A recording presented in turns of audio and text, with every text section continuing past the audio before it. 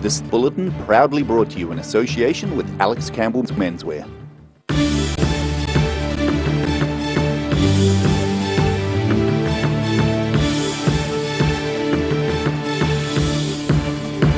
Tonight on the South Today, hay bales strewn across Allenton roads in last year's floods are now being recycled. Frankton Motor Camp residents facing eviction claim they're being bullied by the QLDC. And a large ceramic chicken is the result of a Dunedin artist's American workshop.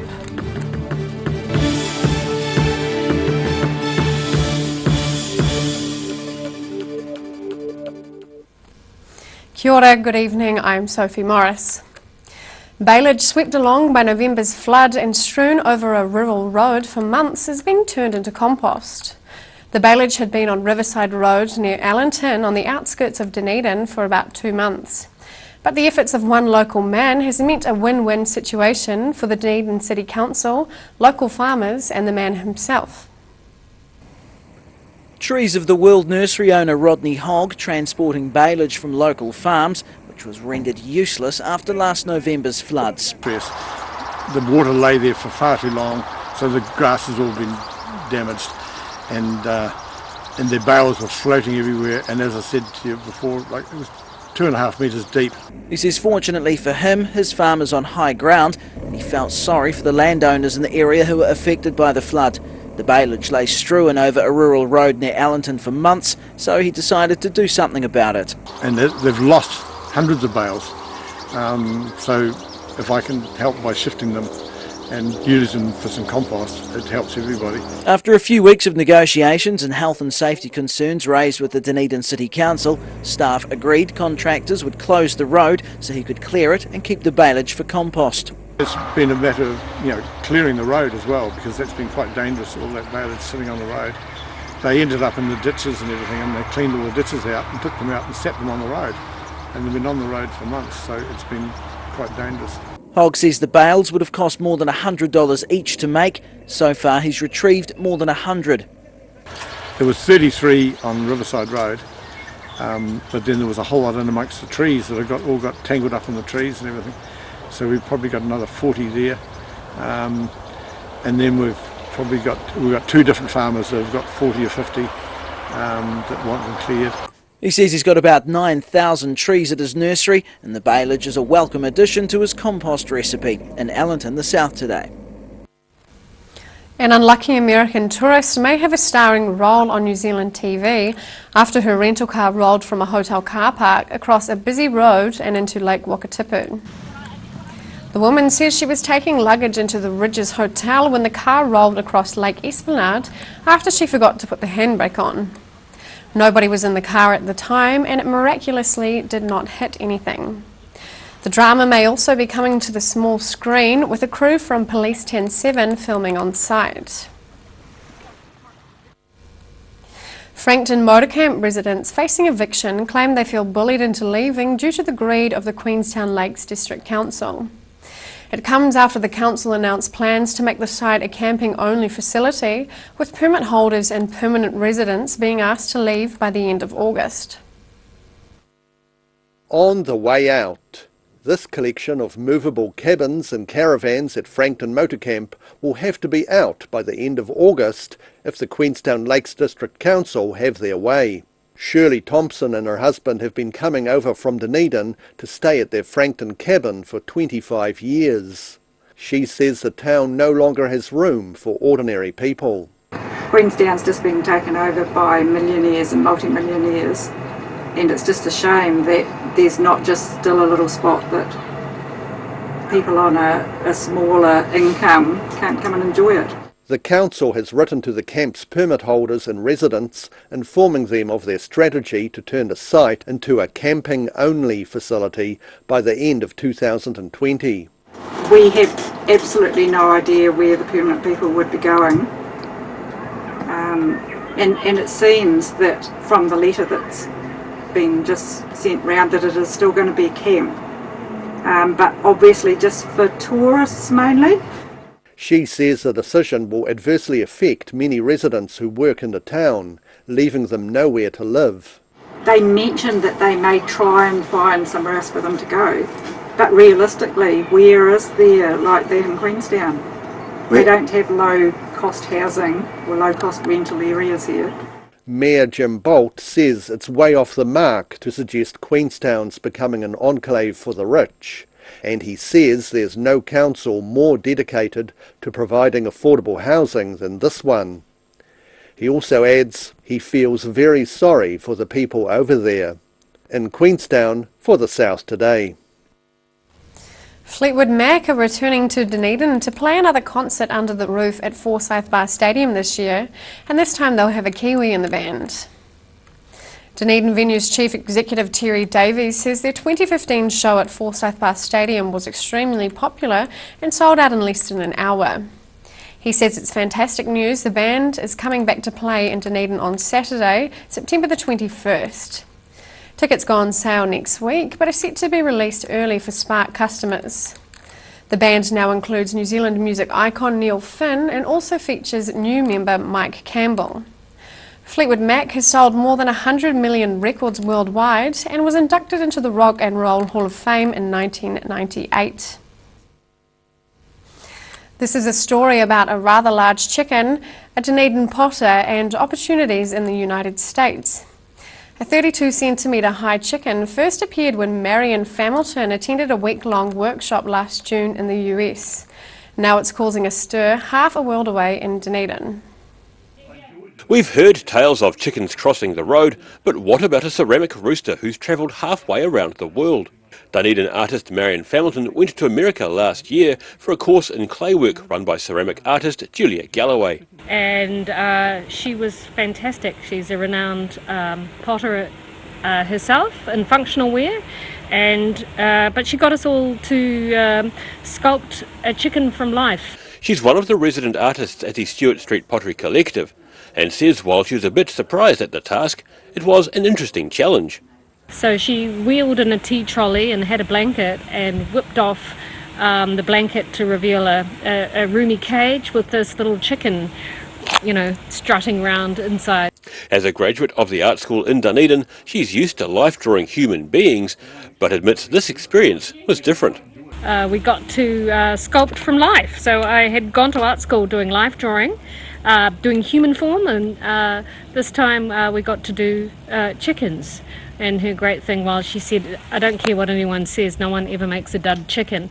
Marion Familton says she's likely to continue sculpting and creating with clay, but says there'll be no more giant chickens. In Dunedin, the South Today. Still to come on the South Today. Otago Professor Robert Patman shares his thoughts on the latest on the Brexit situation and how it affects New Zealand and the world.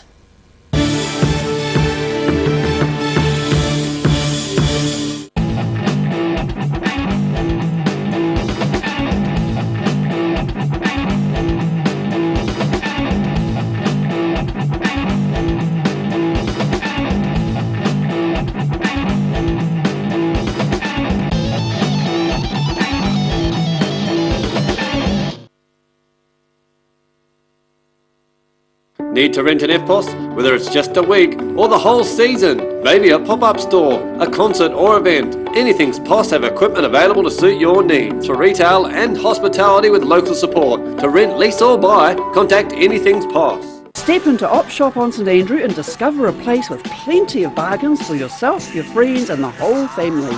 We have new items arriving every day. Visit us for a fabulous range of economy and upmarket clothing, accessories, books, shoes and more. Shop with us and support your community.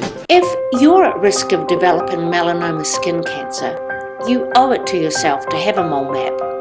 Mole Map is coming to your area. Phone today to make an appointment. It could save your life. Step into Ross Cafe, located at Ross Home in North East Valley. We have a great range of hot and cold food, friendly service and a warm atmosphere that you are sure to enjoy. We look forward to serving you soon at Ross Cafe.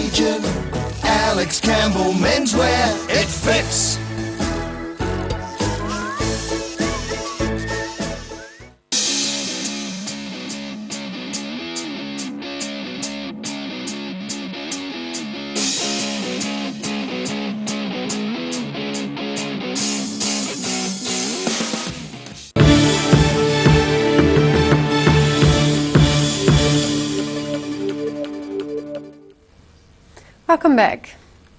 Otago University's Professor Robert Patman says Prime Minister Jacinda Ardern should be urged to voice concerns about irregularities in the Brexit referendum.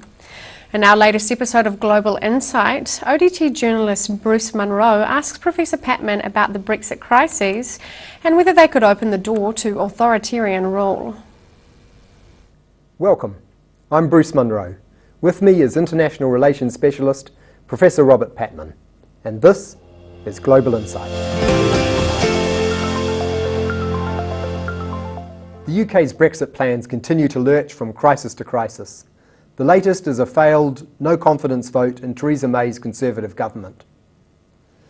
Thanks, Robert, for coming in at short notice. Thanks, Bruce. It's a pleasure. How did the government manage to lose the Brexit vote so overwhelmingly and still hold on in the confidence vote? Well, I think the May government anticipated it would lose the vote. It postponed it for a month. Remember, this was a vote which was supposed to be held in December. It was held over in the hope the government could win more support, but it faced a coalition of opposition. And more than 118 members of Mrs May's own party voted against this. This was a catastrophic defeat for the government. What's the next step for Theresa May? And what's the implication for that March 29 deadline by which time the UK is supposed to leave the EU, whether or not it has a divorce agreement? Well, the next step or steps, there's Plan B, and under parliamentary procedure, Mrs May has to come up with Plan B by Monday. It looks like Mrs May is basically seeking to fine-tune the existing agreement, getting more consent for what she's already got. That's not going to work. So there's two other steps. Of course, what she could do, which she won't do, is revoke Article 50. It's quite within the power of the British government to legally revoke Article 50 and say we're not going to do this anymore. Another possibility, particularly if Parliament continues to wrest control from the executive in the UK, which is beginning to become a pattern now, is for members of parties and there's a number of cross-party discussions going on. There's quite a lot of support for a second referendum. So if Parliament remains deadlocked, if Mrs May's attempt to put together another deal doesn't work, and the government remains reluctant to revoke Article 50, which of course I think it will be, then I think pressure will build up for a second referendum. And there are some members of Mrs May's cabinet, such as Amber Rudd, which says, Amber Rudd says, for example, she's not in principle opposed to a second referendum if there is no way out of the current crisis. You said last time that this was about upholding the rule of law, that if you can't uphold the rule of law in a liberal democracy, then everything else is at risk. What is it that's at risk? Well, I think this is a crucial question. I think British democracy is undergoing a crisis. The failure to apply the law rigorously in light of the evidence presented about the 2016 referendum opens the door to dumbing down of democracy in Britain and possibly encouraging authoritarian forces. And recently, we've seen some really unsavoury episodes in Britain. We saw, for example, a Conservative MP, Anna Soubry, publicly abused by so-called protesters who were accusing her of being a Nazi. And the more disturbing thing is that while both the Prime Minister and Mr Corbyn, the opposition leader, paid lip service to denouncing this public abuse of an MP going about her business outside the House of Commons in Westminster, they haven't sustained that criticism. They haven't said this is disgraceful. They haven't said this should never be tolerated in a democracy where elected representatives are being physically jostled and abused. So I think this is a potentially dangerous situation. So do I take it from that you, Professor Patman, are calling on the New Zealand government to express its concerns? Yes, I would like the Ardern government not just do it on its own, but to get together with other liberal democracies and express concerns about the way the 2016 referendum has been conducted and about the fact that some of the irregularities, breaches of the law, do not seem to have been thoroughly investigated. And that's worrying. And who should they express those concerns to? Is that just out into the ether, or do No, I think it's incumbent in the 21st century for countries like New Zealand, Canada, Australia and other liberal democracies particularly what I call the small and the middle-sized liberal democracies, to send a clear collective message to London. Now, why do I say this? Because both Britain and the United States have been architects of the liberal order. And we as a country, and many other countries, have a big stake in maintaining an international rules-based order. We cannot be indifferent to some of the things that are happening in Britain because it has implications globally. If we do not want to see the rise of authoritarianism, then I think we should speak out. And, you know, just on an economic level, New Zealand and Canada and Australia are all smallish countries which benefit by a rules-based international trade system. It enables a small player like New Zealand to trade with more than 150 countries in the world. If the rule of law is undermined in Britain and by extension is weakened internationally, we could be heading for an international free-for-all, where the biggest are able to throw their weight around at the expense of the smallest. And that's not a situation we really should relish. I think we should speak out to protect our interests. Thank you, Robert, for your insightful comments. Thank you, Bruce. And thank you for watching. Catch us next time on Global Insight. Ka kite anō.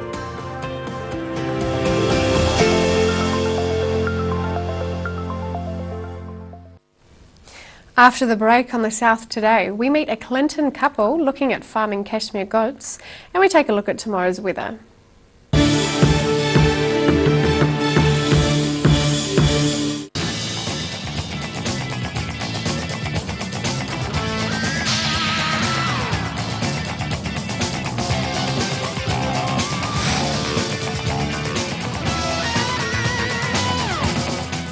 Every Kiwi deserves a reliable garage door. Rely on Garador to protect your important stuff. Just like Darren. His Garador keeps his favourite ride in mint condition. We have a huge range at affordable prices. Visit our website for a free consultation. We stand behind every door. If you're at risk of developing melanoma skin cancer, you owe it to yourself to have a mole map. Mole map is coming to your area. Phone today to make an appointment. It could save your life. Step into Ross Cafe, located at Ross Home in North East Valley. We have a great range of hot and cold food, friendly service and a warm atmosphere that you are sure to enjoy. We look forward to serving you soon at Ross Cafe. Step into Op Shop on St Andrew and discover a place with plenty of bargains for yourself, your friends and the whole family. We have new items arriving every day. Visit us for a fabulous range of economy and upmarket clothing, accessories, books, shoes and more. Shop with us and support your community.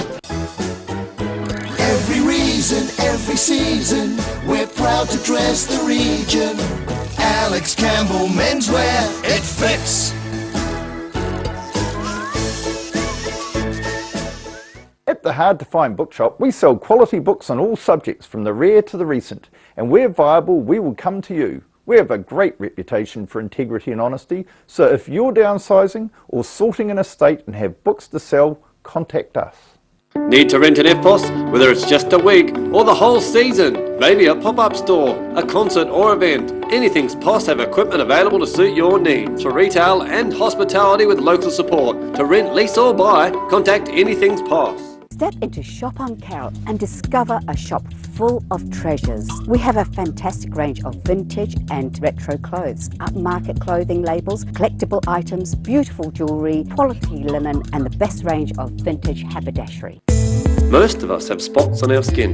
That's quite normal. Finding skin cancer as early as possible is key to successful treatment. Book in for a free check of 1 to 2 moles or a comprehensive full body check with the Mole Doctor in Waverley.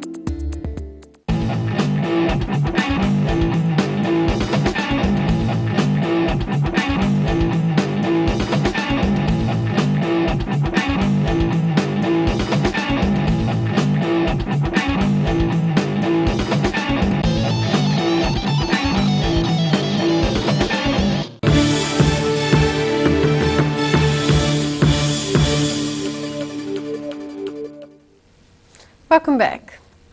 A farming couple in Clinton are encouraging farmers to consider adding goats to their stock to generate extra income. Their goat flock has been bred to yield low-micron cashmere fleece, which is used in the potentially lucrative garment industry. Herding his goats, Clinton farmer David Shaw is promoting the idea of farming goats for their low-micron cashmere fleeces, which sell for about $150 a kilo. So that's typically $20 to $40 worth of fibre off the goat, which makes it a really viable super premium fibre option for farming systems. The goats eat what other animals don't want, including thistles and other weeds, and a flock can be contained with electric fencing. While his farm is primarily finishing sheep and cattle, 10% of his stock units are now cashmere goats. With the goats being able to be integrated into your existing livestock operations, it gives a really viable option for goats that we haven't had there before. Shaw and his wife Robin have spent 35 years breeding the cashmere goats, and now a Christchurch company is using every fleece he can supply to make luxury yarn. One of their yarns, which is 40% cashmere, 40% possum fibre and 20% silk, and of course those types of blends and yarns go into super premium garments. Shaw's travelling across New Zealand to encourage others to add cashmere goats to their farms. In Clinton, for the South Today. And now recapping tonight's top stories on the South Today. Hay bales strewn across Allenton roads in last year's floods are now being recycled by a local farmer into compost in a win-win result. Frankton Motorcamp residents facing eviction claim they're being bullied into leaving due to the greed of the Queenstown Lakes District Council. And a large ceramic chicken is the result of a Dunedin artist's trip to America last year, where her life drawing skills were tested. And time now for a look at what's happening in tomorrow's ODT. Welcome, Barry. Hello, Sophie. Torrey College, it's nearly back to school time. Torrey College's role is expected to reach capacity in this year, following a surge in junior enrolments. So that is the biggest school in Dunedin, right. And it's getting bigger. Renton Queenstown is at the highest in the country, and at record levels in the resort, so it's up to around $650 for rent in Queenstown. So there you go, that makes it pretty tough. Some good news, Fleetwood Mac is back. The Forsyth Bar Stadium has secured the band for a concert in Dunedin in September, so get in quick because they sold out pretty fast last time. So, very quickly.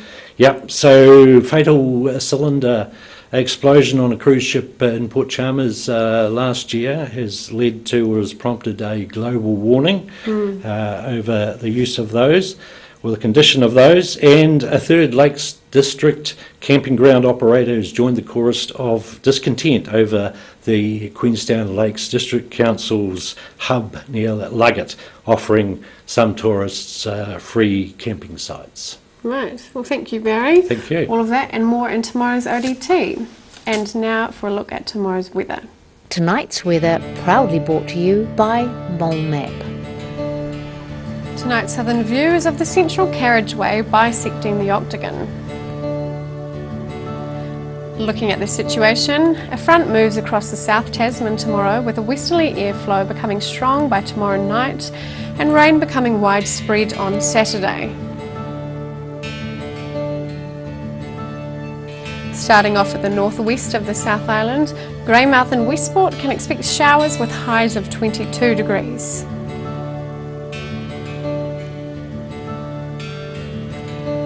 Across to the northeast, Nelson and Blenheim can expect warm and fine days with 26 degrees. In Canterbury, a cloudy day and 21 degrees for Kaikoura and Christchurch, while Ashburton is due for clouds and a 19-degree high.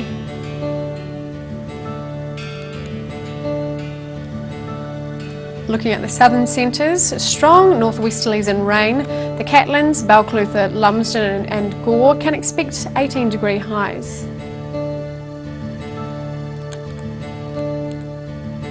Over to central Otago, where freshening northwesterlies and high cloud are the main feature of the day. Wanaka is due for 22, Queenstown 21, Alexandra 25, while Tiano is expecting rain and a high of 18.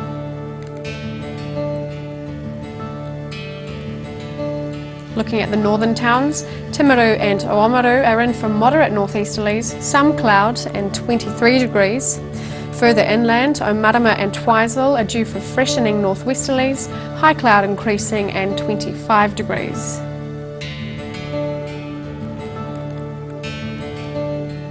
In Dunedin, cloudy tonight with an overnight low of 11. Mostly cloudy and rather cool tomorrow as moderate northeast winds develop, a high of 18 and a low of 11.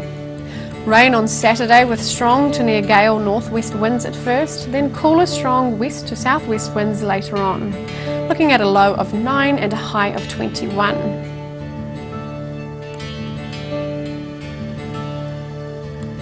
And in Invercargill, becoming fine tonight with westerly winds and an overnight low of 9. Fine on Friday with sunny periods and some clouds, but rain develops tomorrow night.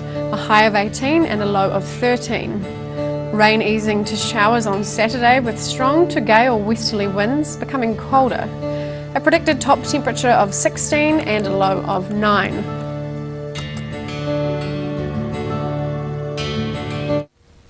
That's all for our news this Thursday. For the latest news from the southern region, head online to channel39.co.nz, odt.co.nz and follow us on Facebook and YouTube.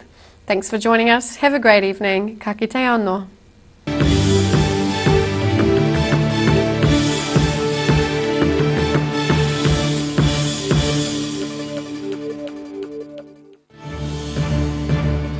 This bulletin proudly brought to you in association with Alex Campbell's Menswear. Supporting local content so you can see more of New Zealand on air.